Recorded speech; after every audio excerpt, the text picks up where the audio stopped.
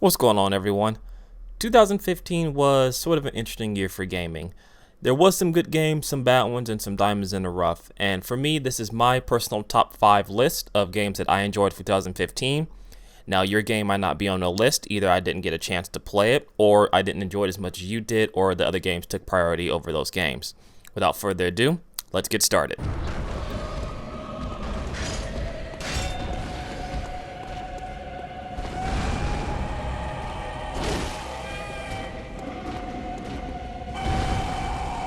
Coming in the number 5 spot is Bloodborn. As a huge fan of the Souls series, there was no doubt in my mind that I was going to enjoy this game a lot. Reason it comes down to my number 5 spot though is because while I do enjoy the gameplay, the atmosphere, graphics, and the solid mechanics of the game, its story mode is, wouldn't say non-existent, but it's not very telling to the player, and I'm one of those players who actually enjoys a good story, so while there is a story hidden behind the items and the lore behind it, the fact that it's not introduced to the player is kind of why it goes down to my number 5 spot. Not to say it's a bad game at all, definitely worth checking out. This is why it's my number 5 and my top 5 games of 2015. If you haven't played it or you haven't checked out the DLC, be sure to check it out. Definitely worth your money.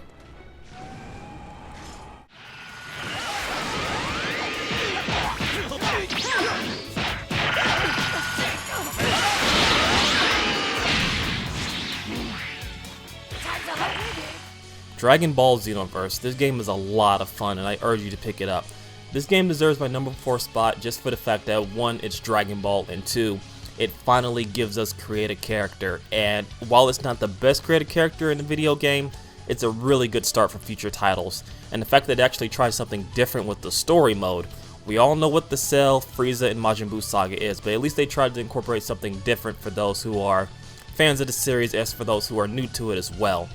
Combo system's really good, battle system's really good. The connection at first was a little iffy, but towards the end of the game where I stopped playing, it was buttery smooth and I enjoyed it a lot. Definitely deserves my number 4 spot, and I urge you to pick it up if you haven't.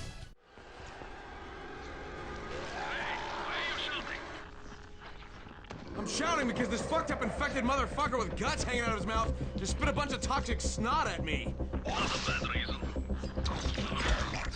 Coming in at number 3 is the sleeper hit Dying Light. The reason this game hits my number 3 spot is because I had a lot more fun with this game. I spent a lot of hours into it, just running around the city using the parkour system, racing my brother with the grappling hook, pretending like we're Spider-Man, drop kicking zombies off of bridges, seeing who can survive the longest at the night. It's a lot of fun, and this comes from the same development team that made Dead Island.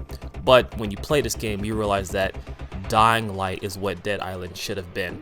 Lots of zombies on the screen, hectic combat, nice crafting system, especially when you get to the nighttime sequences to where you gotta run away from the mutated creatures. This game's a lot of fun and it's dirt cheap right now, so I highly recommend you pick up Dying Light. You will not regret it.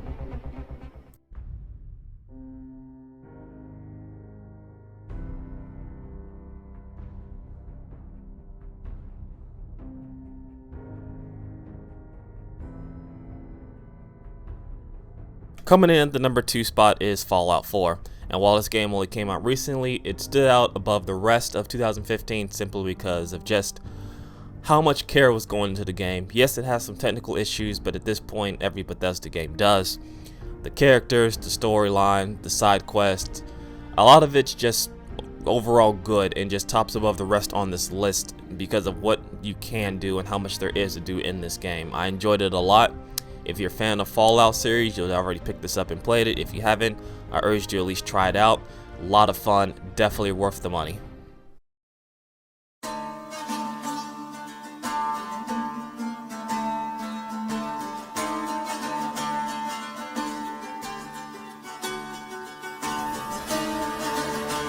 Coming in at the number 1 spot was The Witcher 3 Wild Hunt.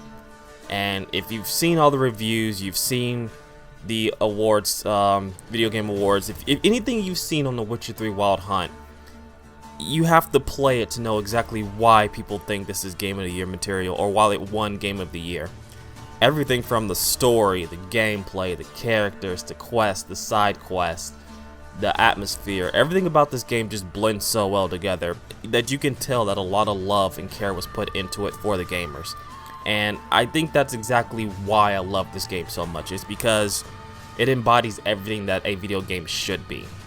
It has a great story for those who love storytelling, but the combat and the gameplay is great for those who just love to play games and don't really care much for the story. The side quests, none of them feel just insignificant. They're all substantial in their own way. The atmosphere in the world, the music, it seems like everything in this game is just perfect.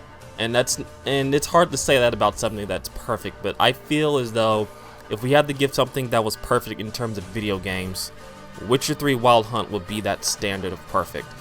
And not even just for the game itself, but for the developers as well. They put a lot of love into this, and they know exactly who gamers are and how they react. So, big applause to CD Projekt Red. Amazing game that you have here. I enjoyed it a lot. I enjoyed it so much that I bought the Season Pass for this game. And I hate Season Passes. You've heard me rant on about Season Passes on this channel before. But I love this game so much that it was well worth putting down an extra $30 to buy the Season Pass. So if you're a fan of video games at all, no matter what type of video games, if you just love video games, I highly recommend you pick up the Witcher 3 Wild Hunt. Definitely worth the money. So that was my top 5 games for 2015. Some games might not have been expected on the list, some games you probably don't agree with, and that's okay. Let me know what your top 5 games was for 2015 and why you think those were your top 5. And I'll catch you guys in the next video. Later.